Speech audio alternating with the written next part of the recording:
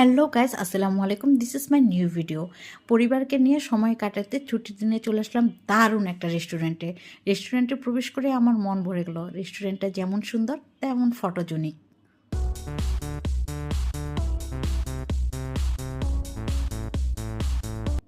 আর এত সুন্দর রেস্টুরেন্টটা আমি হেঁটে হেঁটে উপভোগ করতেছিলাম এবং দেখতেছিলাম। আর সেই ফাঁকে আমরা আমাদের খাবারটাও অর্ডার করে ফেলেছিলাম এবং খাবার আমাদের ইতিমধ্যেই চলেও এসেছে।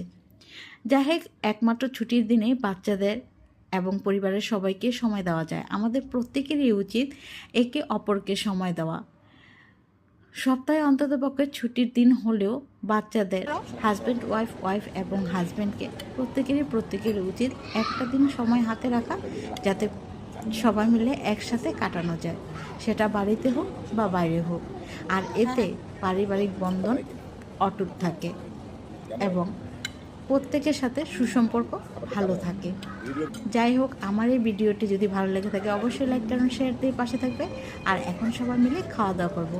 আর তোমরা এই রেস্টুরেন্টটা একবার হলেও আসবে, ভালো লাগবে আশা করি।